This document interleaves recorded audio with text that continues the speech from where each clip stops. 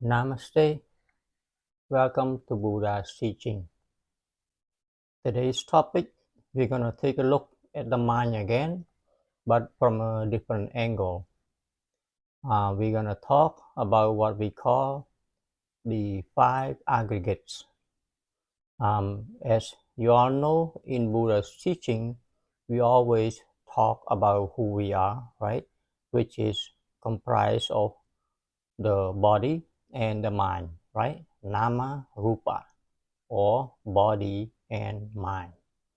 Okay, so in the five aggregates, one of the aggregates is the body, is the form itself. Okay, so I already covered the form aggregate in the earlier episodes, so I'm not gonna get into that. Right now we are going to talk about the four aggregates, okay, out of the five. So again, the four aggregates is a way of looking at how our mind comes to be.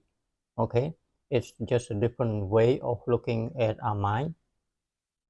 Okay, before we talk about our mind, in previous episode we talk about the two kinds of mind that we have: intellectual mind and emotional mind.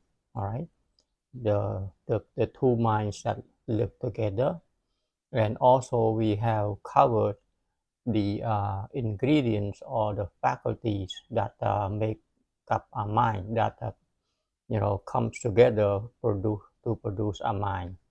And of course those are the 52 mind faculties that we all have, right? The faculties that are divided into three groups, of course: the wholesome group, the unwholesome group, and the neutral group. Okay, so those are the mind faculties that can arise within us and make the mind the way it is, depending on the condition.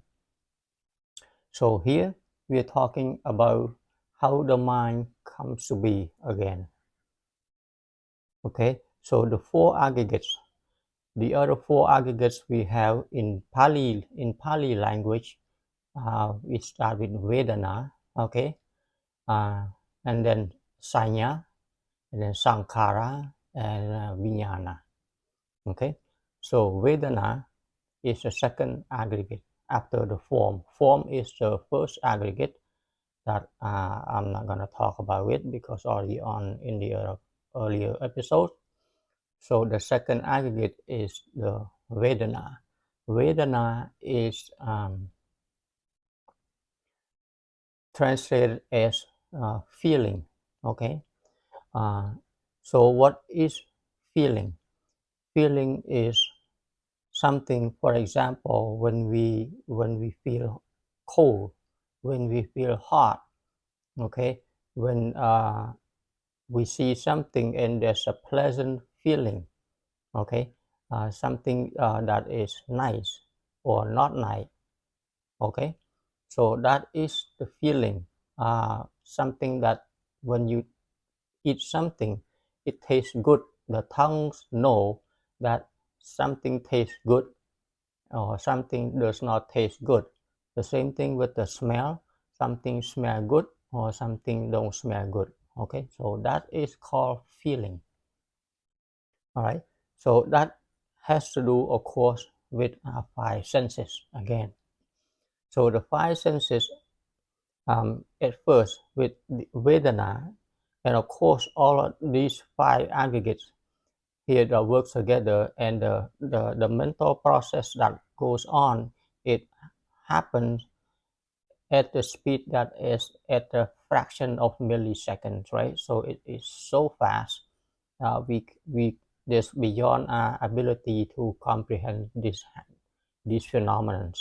And of course, unless there's a Buddha who discovered this, we would never know about what about all of these things.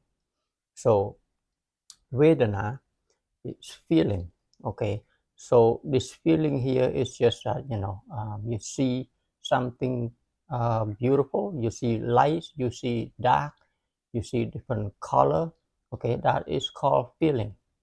Okay, and that is one aggregate, right? And so another, the word aggregate itself, it it means it's a group, right? It's not like a single entity or anything. It's a group. So for example, the, the the the feeling or the vedana aggregate that applies to the eye sense. Okay, of course it applies to all the senses. So but for example, the vedana, that the feeling that apply to the eye sense, this aggregate requires proper condition in order for the feeling aggregates to take place, right? So it requires a functional eyes. Okay, the eyes have to be functional, not sick eye or blind eye, of course, and there has to be an object that that the eye can see, and of course there has to be light, right? So these are conditional. Okay, without one of these, the vedana that associate with seeing does not arise. Okay, so as you can see, uh, this applies to everybody, right? If you don't have eyes, then if you blindfold yourself, you cannot see. So there is no vedana, there is no feeling through the eyes, through vision. So yeah, you need two eyes or one eye. You need eyes to see, you need object that to see, and of course you need light. Without light, whether the object is in front of you, whether your eyes are open, you still cannot see. So these are the three here that are the necessary thing, that they are the necessary for the eye, for the seeing vedana to arise. So that's the aggregate. So another word is conditional. Okay. So and again, vedana of feeling here applies to all the senses. All right. Uh, that we have. Okay. So after vedana, when vedana happens, so this feeling, uh, the seeing, the hearing, and all that. Now the third aggregate is called sanya, right? Sanya is translated as perception. So at this stage, first we see or we hear or we smell. Okay, we see white, black, or whatever, or we hear sound, or we smell certain odor and things like that. Okay, so now there's perception, but at the perception stage has to do with our memory. Okay, so if it's something new, right, something that we never experienced before, okay, this encounter will goes into a sanya or go into our memory, and it registered in our memory. Okay, it registered in our memory. But if it is something that as the vedana happen, and then perception is coming into play, perception access the memory. Okay, sanya. Okay, and it found similar things or the same thing that it has registered in the memory. So now there's perception, or there's uh, recognition of the experience of the encounter, right? So that is the third aggregate, which is called sanya, right? Okay, or perception. We are perceiving things through whether new experience or accessing memory, and okay, we recognize that through memory. All right. So now we go on to the fourth aggregate, which is called mental formation. Okay, or okay, sankhara. Right, sankhara happened, or this is the state of mental formation. What is mental formation? This is the state. This is where the mind reaction arise. Okay, the dislike, right, or the like, the attachment arise, the desire arise, or anger arise, or hatred arise. This is where it is happening. This is when it is happening. Sankhara. So there's something is rising. Okay, rising within.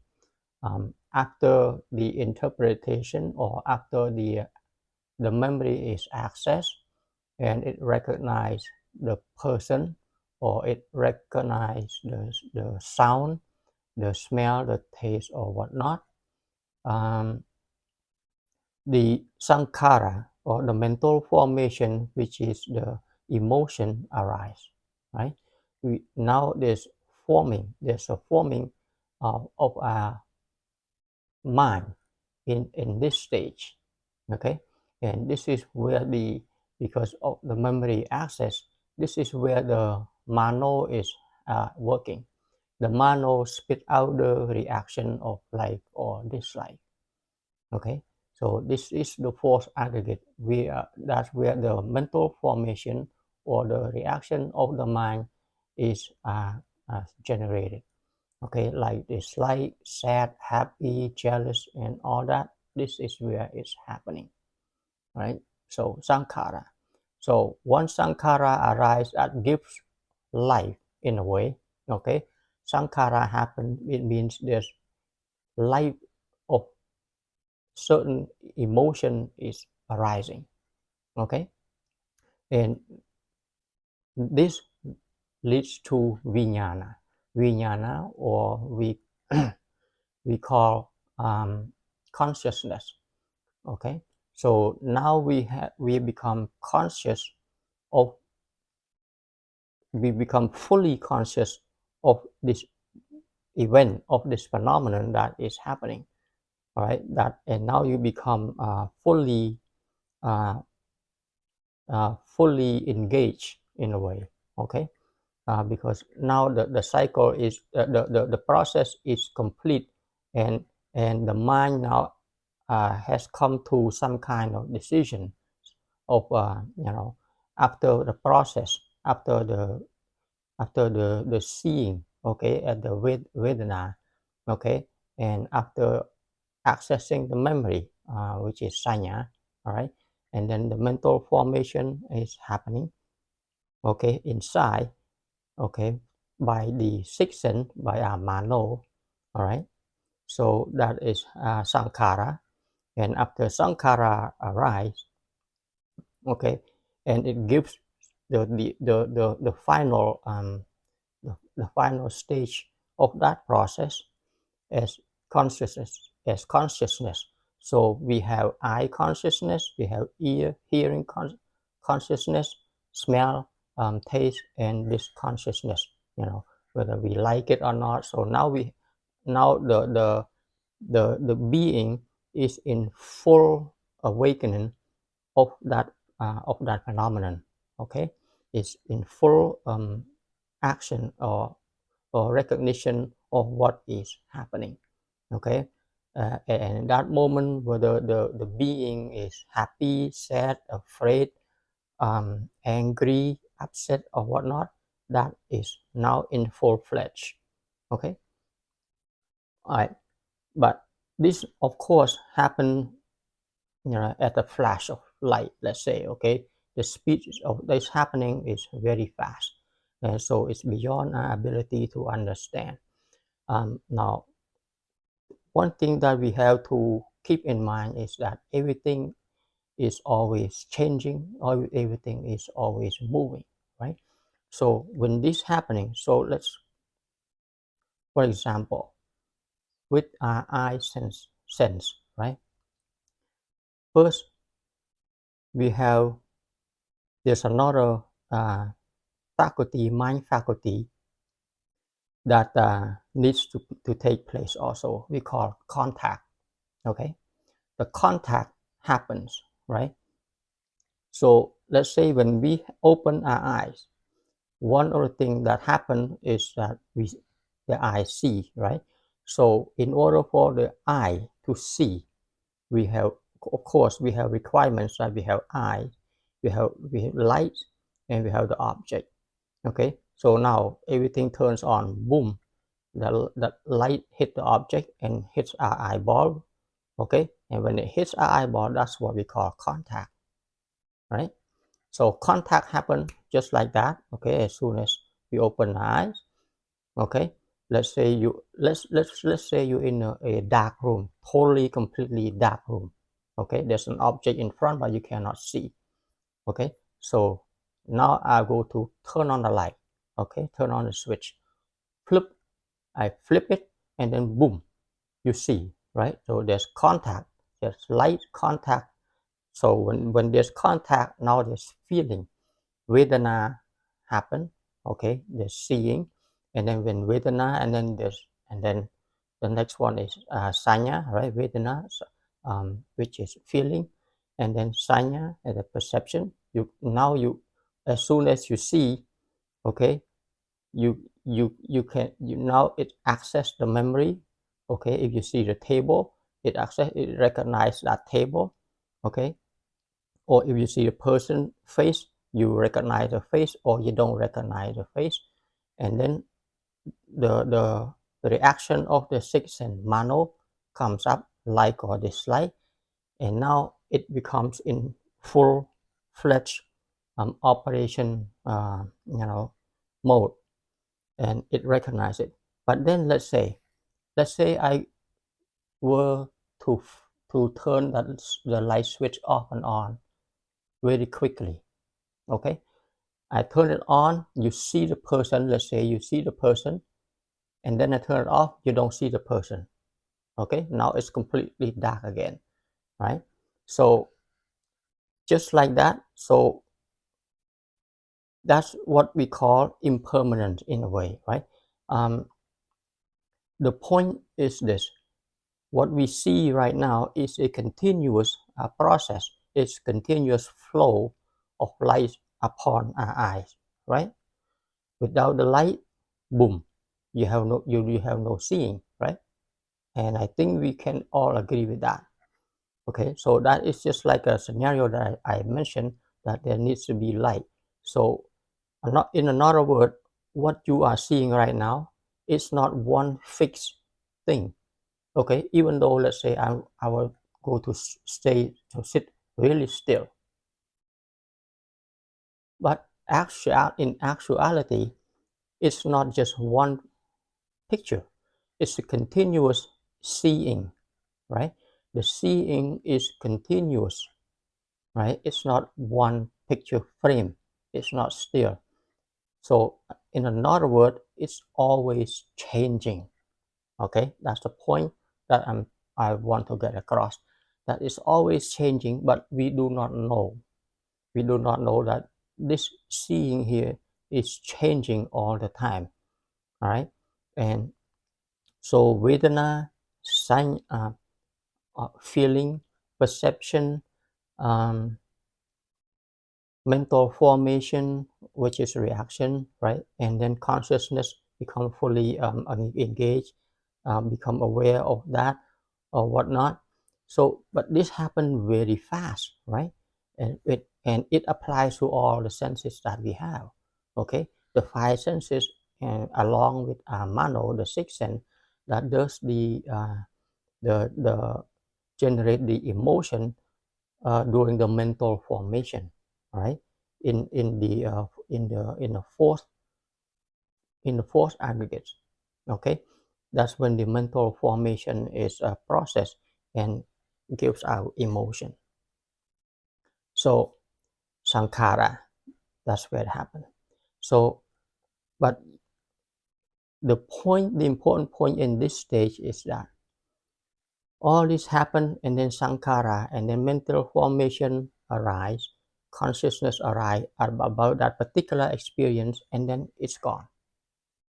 Okay, but it comes and it goes very fast, of course. Okay, it just come go, come and go, come and go, right? The experience that we are encountering right now, we're experiencing right now, you're hearing, you're seeing, it's very fast. Okay, so there's billions and billions of sankhara that is happening, okay, throughout our day, throughout our life. As we process the information, there's just right now, within the 1 second, there's many sankhara and many vedana, vedana, sanya, sankhara, vijnana happens, or it processes like that. Okay, it goes through contact. First you contact, you turn around, you see this, so there's contact everywhere. You feel there's contact.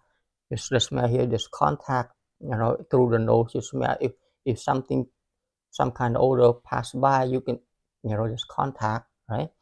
And if you drink or you eat something, there's contact there, right? So once you have that contact, and then you have the feeling, okay, good, smell good, smell not good, taste not good, salty, what delicious, not delicious, sweet, sour, whatnot, all of that.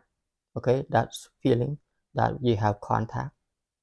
Okay, and then after that, this right away, yeah, right away, when it, let's say if you drink or eat something sweet, right away the memories knows that it's sweet, right? um, and then the mental formation develop some kind of like or dislike toward that sweetness. Okay, so that's a full-fledged experience, but at one sankhara at a time, one moment at a time. And that sankhara, that life energy at that moment arise and then pass away very fast. Okay, very fast without us knowing it.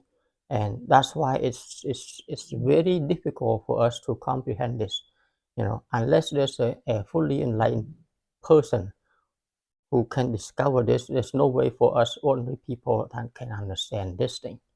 All right, that's why the Buddha is incredible. Is one amazing person, okay, that he discovered all of these things. So sankhara happen, sankhara arise, and sankhara pass away.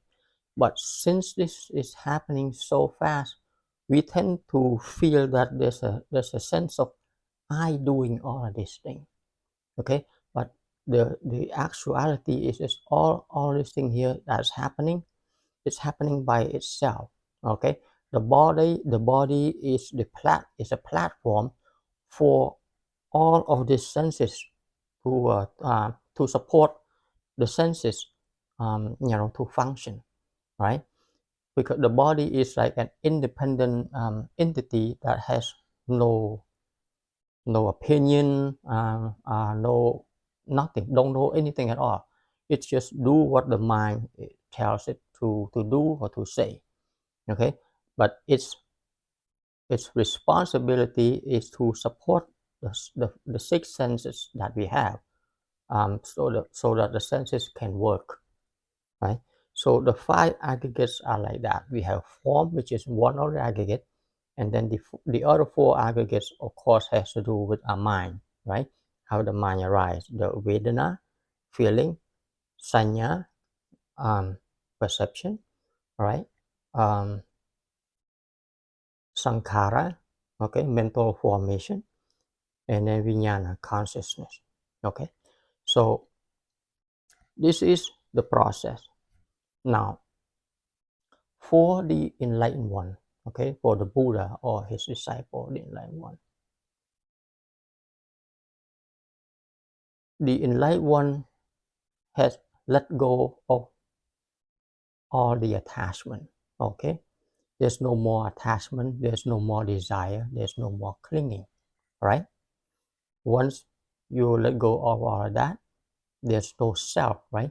Because that the sense of self is generated by the sixth sense, right? The self I, the like and dislike, the attachment, I am this, my, me, mine, right? My family, my car, my whatever, okay, my house, my body, and all that, my idea, my thought, okay, all of that has to do with a mano, with a self-thinking process I here, that it goes on so fast. There's a sense of feeling in a way that there's something exists, that is doing all of this, okay, that is doing all of this, okay. So the mano generate all the clinging, the desire and all that.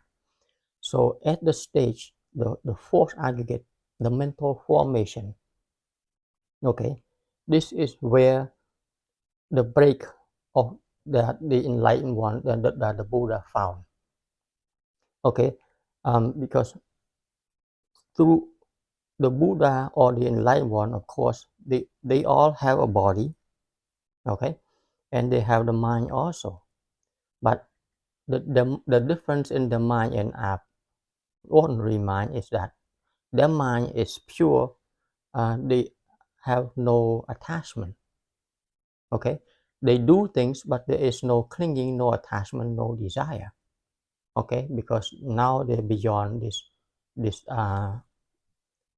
entanglement of the poison that is, poisoning, every ordinary people, the poison that we have, the attachment to the body, to our family, wife, children, parents, all the material stuff and all that. For the enlightened one, they have cut off all of that, right? There's no attachment to all of that. There's no more clinging to all of that. There's no more longing for happiness, okay. It's all cut off, it's all eradicated, so there's no poison in their mind anymore, okay. In another word, there's no more greed, there's no more desire, there's no more anger, there's no more hatred, and now they become fully aware of what goes on. There's no more ignorance, okay. The three poisons are totally eradicated, completely gone. So where is that break? The break happens right there, okay, at the fourth stage, at the fourth aggregate, where the mental formation takes place, okay. They do have the seeing, okay. When they see just like us. We see light, they see light. We see dark, they see dark. They see color, blue, we see blue, they see blue, and all that, right? They hear what we hear, they hear also, right? So sound, the same thing, smell, taste, or hot or cold, they all feel that. They all have the pain of the body, they all have that, okay. And then memory, of course, they also have, right? When we experience things, they recognize who they talk to. Of course, they recognize what food is, they recognize what clothes is, they recognize what is uh, pretty and what is not. Of course, they do. But when it comes to the fourth aggregate, okay, mental formation, this is where the breakup is, okay. There's no more mental formation. This is where the mano or the chitta is realized.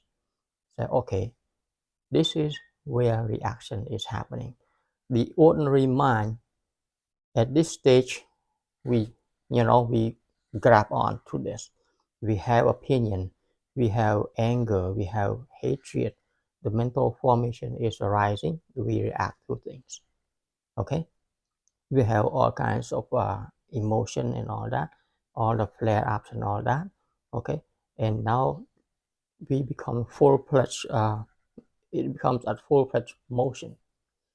But for the enlightened one, this is the stage where they become aware, right? That the clinging is, or the all that attachment, there's no more here. Okay, it's all completely empty. It's all gone. It's all cut off. So because of that, they are the next stage. Of course, they are conscious. Consciousness arise, but there is no desire that comes with it. There's no desire. There's no anger or hatred or anything that comes with the reaction or the emotion that there's the mano or the sixth sense generate. There's none of that. Okay, so that's a difference, right? So, and this is the reason why the important point that we need to stress is looking at this. And the reason, one of the thing that they understand is that all of this sankhara, all of this mental formation is impermanent. It happens because of the mano, because of the chitta or the sixth sense generate, and then it pass away. They realize that, and that's all that happening. And after a while, they say, "Oh, this is just everything is just like a cloud passing in the blue sky." So the enlightened one step back and see this emotion. They, for ordinary people, emotion arise and go away. Emotion arise and mental formation arise, and then it pass away. After a while, then they see this emotion, the root of the emotion, the desire, the anger, and all that. They say, "Oh, this is what happened," and they stop playing that game. They said, "Oh, okay, that's time to stop." That's because this is what keep us in bondage. Okay, because we cannot let go of this emotion, this feeling that goes on, and so as we cling on to this, and it keeps go on and keeps going and going and going, so the cycle keep repeating, keep moving, keep going. Okay, this is where the cutoff is for the enlightened one in the fourth aggregate, the realization. Okay, so this is uh, one of the core teaching in Buddhism. Okay, and this is one of the very important teaching that we all need to understand.